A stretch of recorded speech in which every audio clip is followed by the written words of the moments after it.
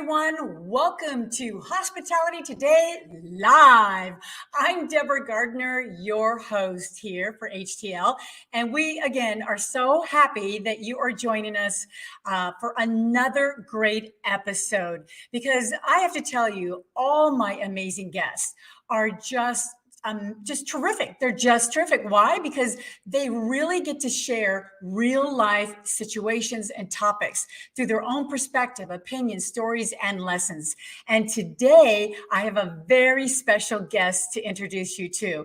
He is the creative director, CEO of Vermilion Events and Design. And I'm talking about David Twigger. He is a 30-year veteran in the hospitality industry with over dozens, and I mean dozens, of event and design exclusive awards to his credit.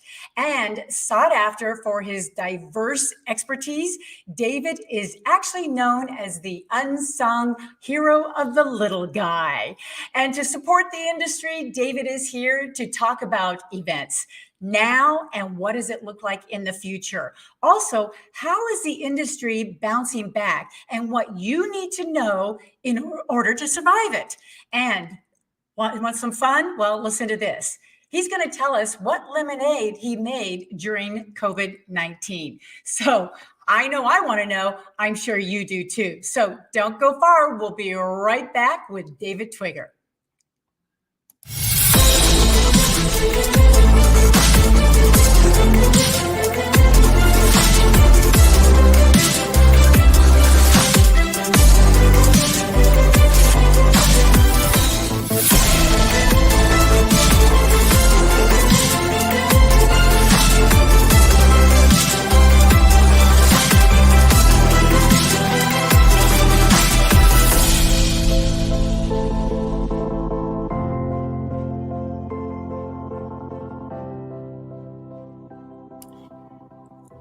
Welcome back, everyone. We have this episode sponsored by Visibly Media, helping business communicate strategically in print and online, visiblymedia.com. So as I promised you all, here we are with David Twigger. Thank you so much for being here with us, David. Thanks for having me, Deborah. I'm very, very excited. This is great. Well, we're excited to have you here, because, especially me, because I've had the opportunity to work with you before for a very important corporate event for you. And I had so much fun. And I was just so excited when I knew it was our time to have you on the show. As a matter of fact, I had so much fun. I had to dig up a picture of us. What was that? Back in April. Yeah. Where it was a large we're like, corporate okay, event that you came on, and you are our host and MC for a large international virtual annual meeting that they did, which was great. Yes. And it was just so much fun. I had such a blast. So it's great to have you here on the show. And first of all, we got to start out with the fact of when you were talking, I mentioned this in the opening, you're an unsung hero of the little guy. Can you explain that? I love that. I just, as somebody who, owns my own business, and it's still a small business, going through my career, I was always, in large corporations and things like that. And then the more I got into after launching my company, I noticed that when we went and heard panel discussions and we saw reports coming out from the industry, it was always from the big guys, which is great. And we're not, saying anything about the experience and what they say, but it was always, like a president and CEO of like Marriott or these large corporations and stuff, which we need to hear from. But I'm always asking our DMOs and our CVBs and anybody who's doing anything in the industry, let's just balance that out and throw on one of the little guys. Throw on somebody who just owns like a small photo booth company or a small transportation company, something like that. So you get two different aspects when you're talking about what's going on in the industry, whether it's good or bad. It's a great balance, and it actually makes for a really great conversation on those discussions. Yeah, it totally got my attention, because I'm like, to me, you're a big guy, but I love that analogy of the little guy, and why, definitely. Well, the thing about your company, though, what I love about it is I know that you cover from corporate, charity, private, and social, and on down the line.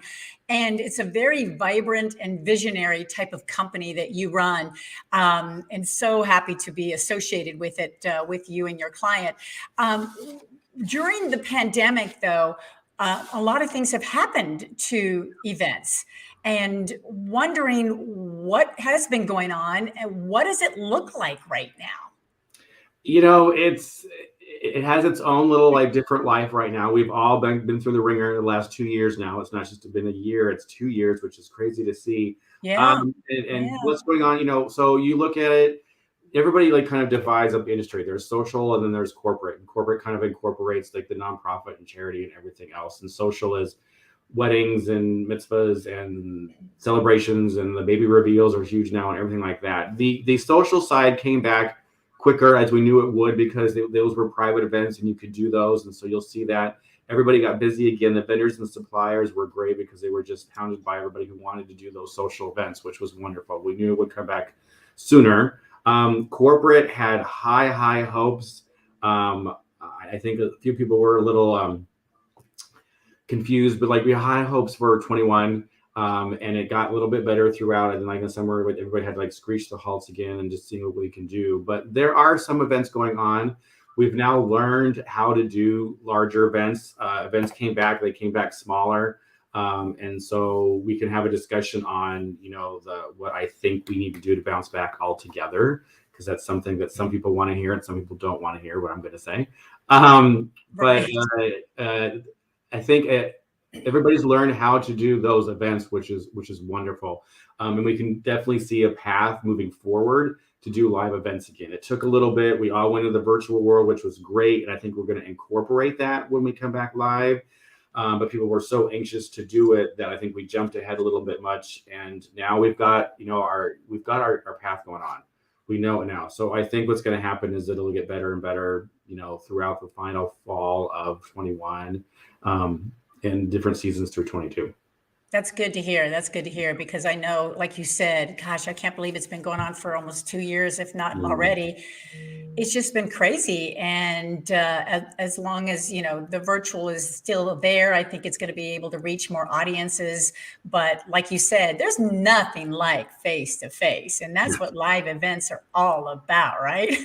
And we know we can do them. I had a very large program that just happened in Nashville, and there's things that you can do to be like, here's some options for you to attend, so you can include as many different views as everybody has, and you can safely do those events. And I think people are doing it. They just, usually that event was, 3,200 people. We were about 1,700 this year. But we did it in a way where everybody felt comfortable. The flow and the agenda changed. And it worked to show that, yes, you can do this. We just need to be a little bit, more practical about it. Right. And being safe, as you said, is very, very important. As a matter of fact, I believe you are, or in your company, are COVID compliant officer certified. Yes. So that's important.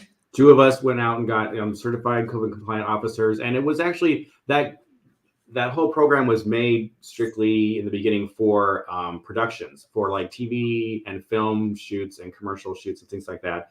Okay. So we'd have somebody on site to make sure that it was safe for them to do all the filming. And we've just taken that into the meetings event side for productions and live events where, registration, how do they interact, how are they doing food and beverage, and kind of putting like your arms around it and saying, okay, there's safe ways to do this, but you can still do them. So I think that's really great. I think every, company and organization in the industry should be some kind of compliant of sort, just to give people the comfort that, hey, we got this under control. We're safe. We're going to keep you safe at the same time.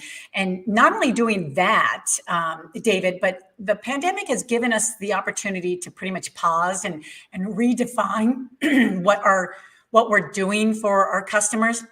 Like, some have actually simplified their pricing models. Some have created new ways to communicate to customers, streamline move out processes. Is there anything that your company has done that is going to make a big difference to your customers coming up? Absolutely. And you hit on the head with that, Deborah. I think everybody who wanted to make, the lemonade, the lemons that we were given during the pandemic, did take a step back and said, like, what's our process now? We have to include these virtual pieces. We have to include these like safety pieces. But while we're doing that, let's look at how we're doing everything else and include them in there. So the communication modules that everybody's doing for events has changed because now they had to do everything like virtually. They realized, well, we should be discussing with our attendees. We should be discussing this with our vendors and suppliers and making sure that everything comes together. What we've done is we actually took all of our forms and our onboarding processes and kind of like dissected them throughout the pandemic to make it much easier for people to go through and to include those virtual aspects into the new live events. So maybe you don't want to do like the whole virtual, Zoom, what we call heads calling for it, but you can add things out to a social media page, to a YouTube page. You can have like a simple camera operator there to make sure people who cannot attend, not that they don't want to, or not that it's not safe, but all those people who didn't attend before, who now can attend, 3 or 4 different conferences instead of just going to one. And they can take all that information and we're gathering it and we're giving it back to our clients who are using it to include larger audiences, to get more of a return on investment, which is exactly what they need. And they're actually going out and trying to plan more events, which makes it even better. They're smaller and some of them are virtual, but they're taking all that information we're giving to them and adding to it, which is great. Oh, you're on mute. Oh, that makes it more, just much easier for clients to choose you, to know that those are the things that you have been doing and what you're redoing and things like that. And I loved how you snuck in there the lemonade. Explain the lemonade a little bit more to me here. Well, we all got served lemons during the pandemic. We were the first industry to be hit. We're the last ones who's going to make a full recovery.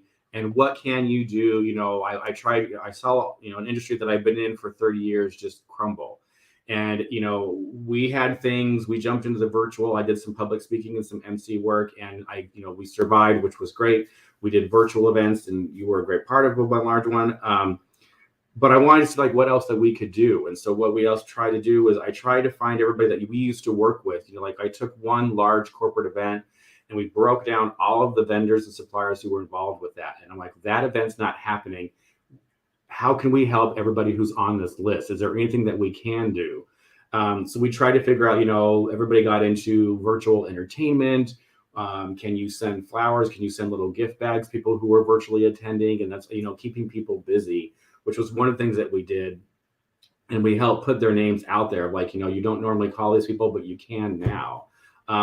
The fun thing that we did on my own when I did the whole Twigger time piece was I thought about all those people again and what can the average Joe do to help out our industry during this time? We all did, to-go orders with the restaurants and things. I'm like, what about, our industry people? And so I came up with a list of things to do. And now some people are using them during the slow season. So if you know a DJ that you don't get to use anymore because you're not live events, call and ask them to create a playlist. If you're doing a virtual event, you need some background music and stuff like that. They would love to create a playlist for you. We had photographers, if you had photos from some past events, you need someone to create a slideshow for you, or these collages and things like that. They have all those tools to do that. Even if, I told my next door neighbor who had some, I said, call a photographer because she was having a birthday party, but they couldn't have one. And so they took all of the photos they have of all their kids, and the photographer put it together, sent flowers to people, order boxes of cupcakes and desserts from a baker that you don't normally use, right. All those different things out there. And the great thing that I see is that if we keep pushing it is that we all have peak seasons and slow seasons. And those are things that we can do now during slow season, in Phoenix when it's hot and we're all not working all that much. You can still reach out and keep those small businesses, keep those little guys working, which is great because when we come back and we're on full show and they're not all there, those of us who do really large events, and those of us who kind of incorporate all of that aren't going to be able to do what we do because they're not there. So we need to make sure we're focusing on them.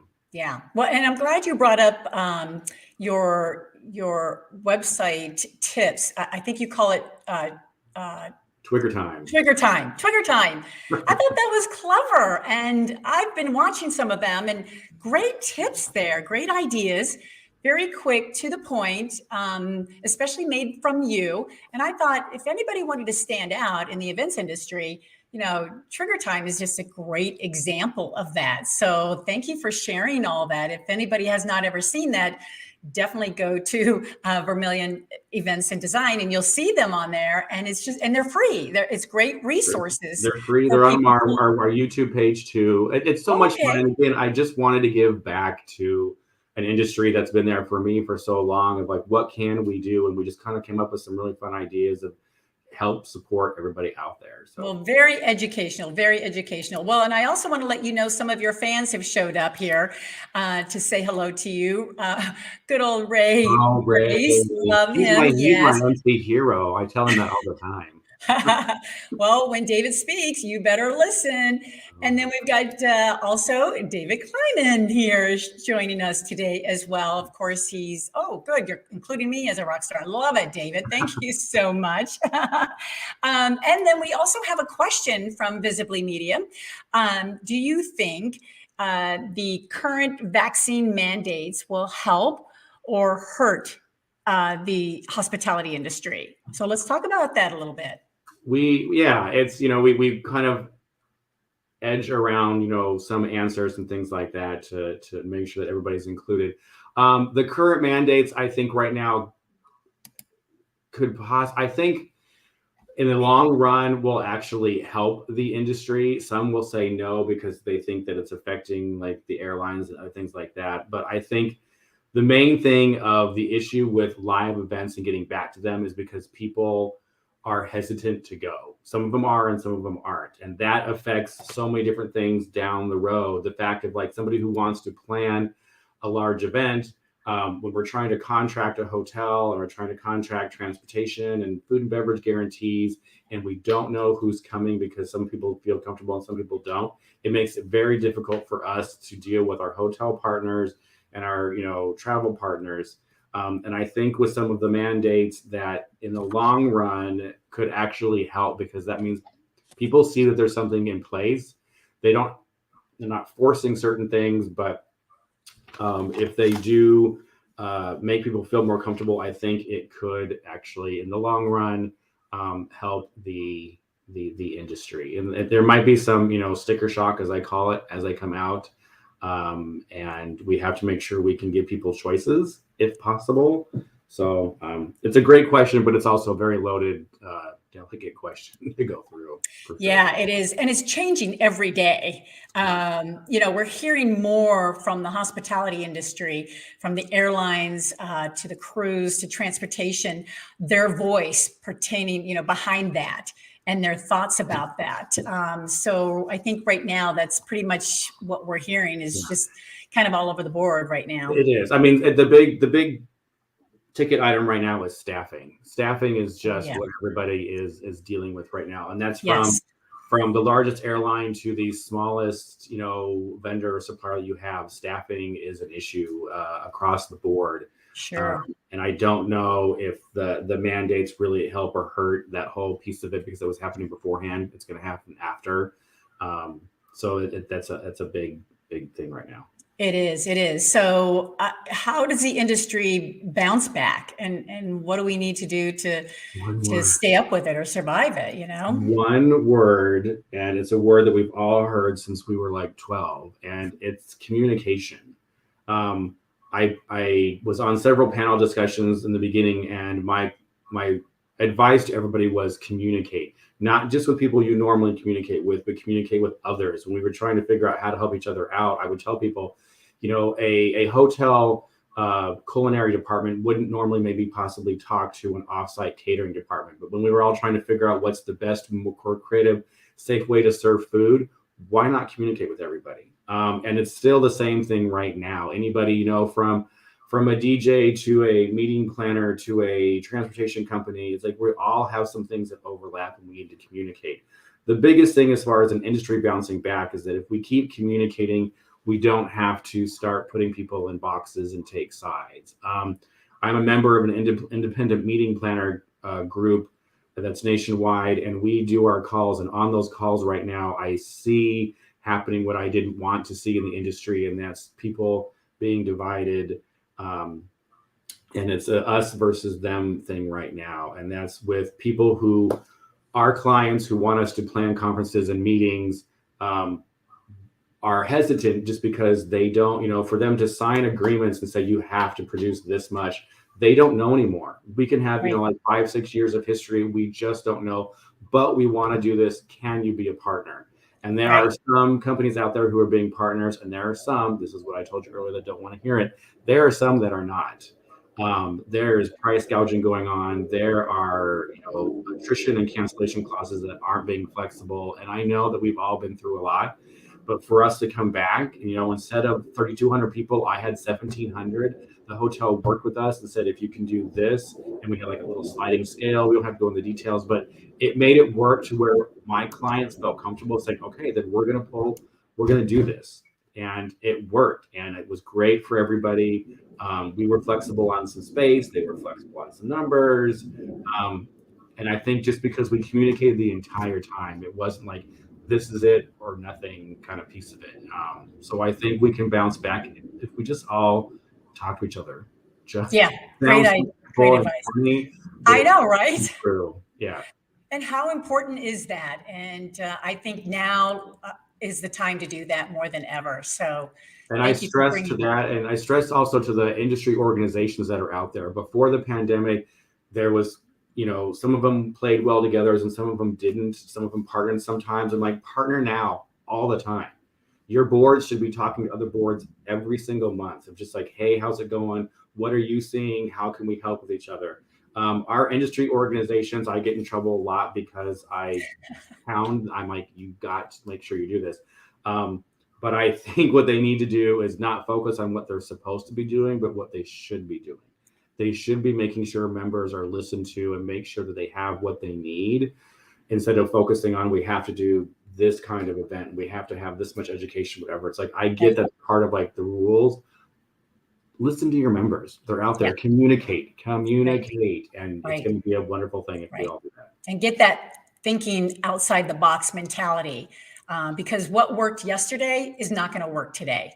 So you have to throw everything away that you've done in the past and really start from scratch again and stick with the basics to get you where you need to go. Yeah. But I love what you're saying here. Listen to your members. That is so key. And if they're not reaching out to the members right now to find out what they want, they are missing the boat.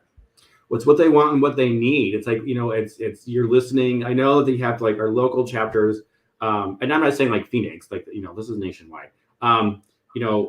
You have your members and you have like responsibilities to like the national, and I understand that portion of it, but you've really got to sit down and find out what they need to move forward.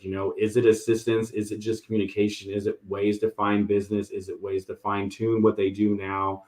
So many different companies do different things now, and it's all different people, except Ray, because my hero's always there. And but again, like if you just communicate and everybody talks of like what they really, really need, I think it would just be an easier way for our industry to bounce back and bounce back together. I don't like seeing like the dividedness that came out from right afterwards. Sure. That makes a lot of sense. Well, we have another question for you. Love getting these questions. Your fans are showing up everywhere.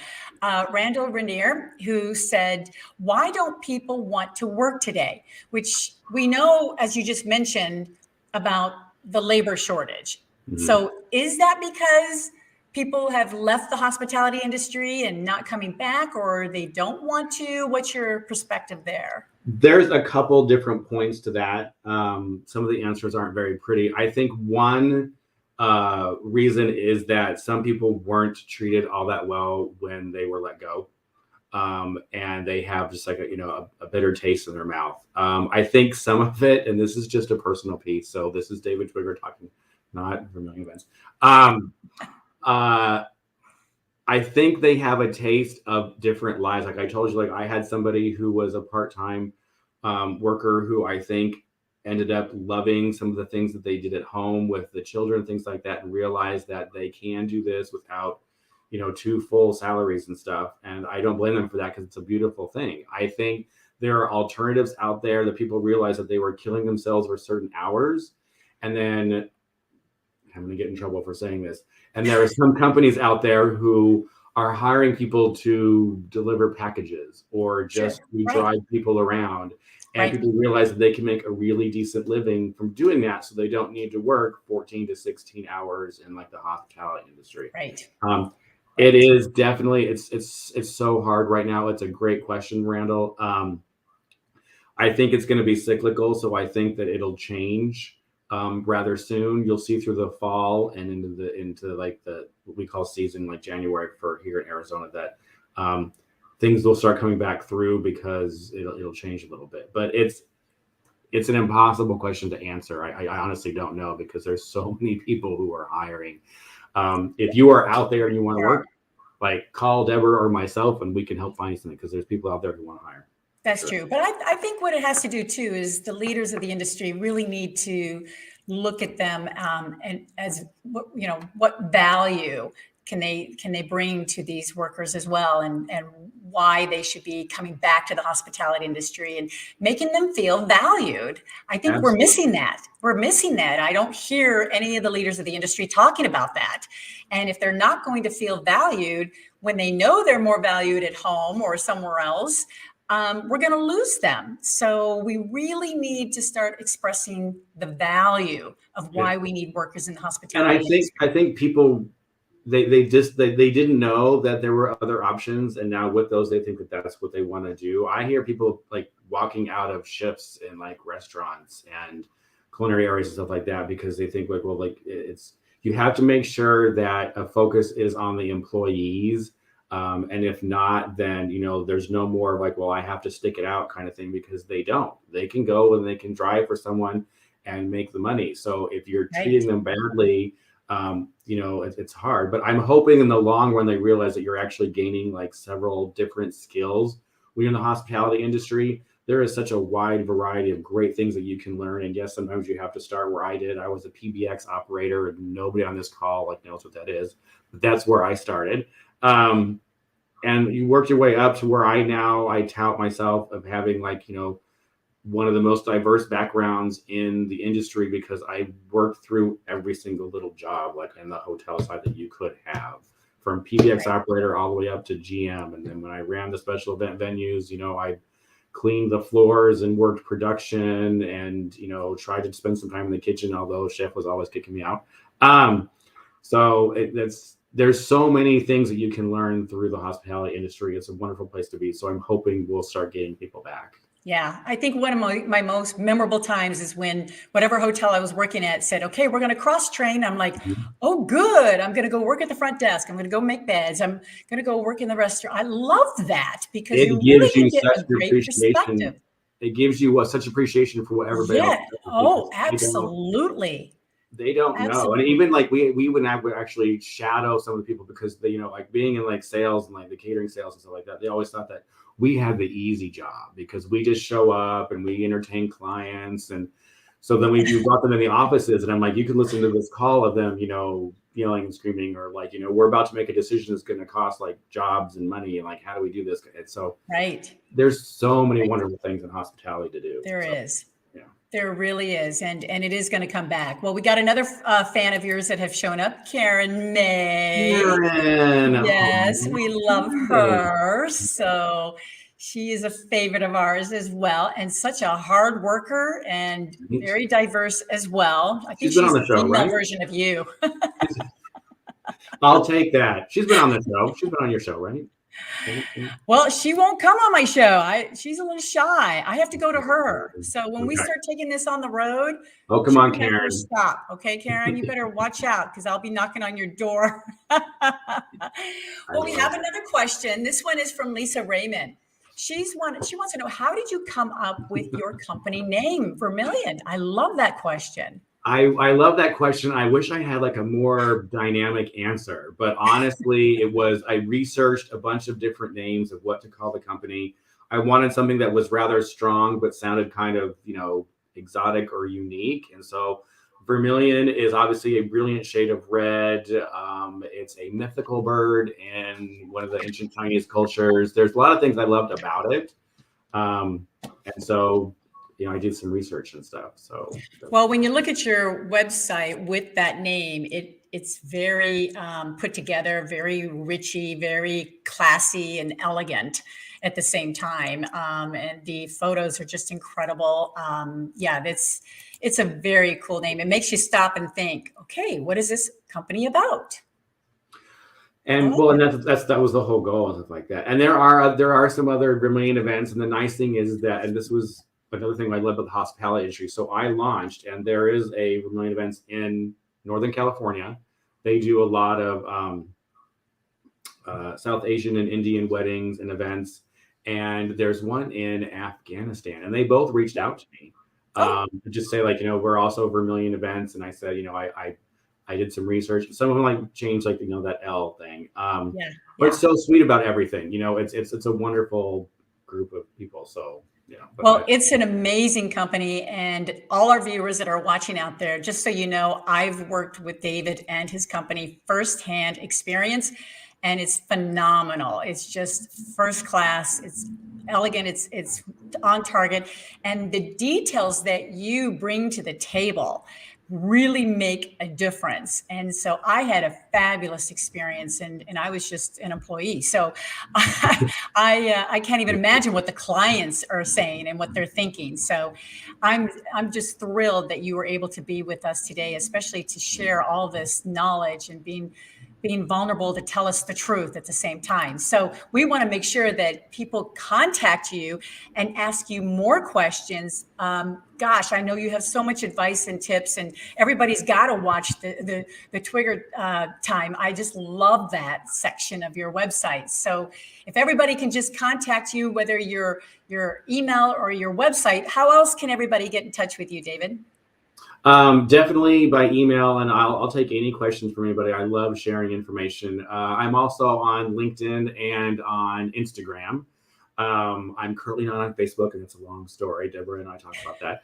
But everywhere else you can. But you can always go to the website and reach out by email, and then LinkedIn and Instagram as well. So yeah, you can't escape us.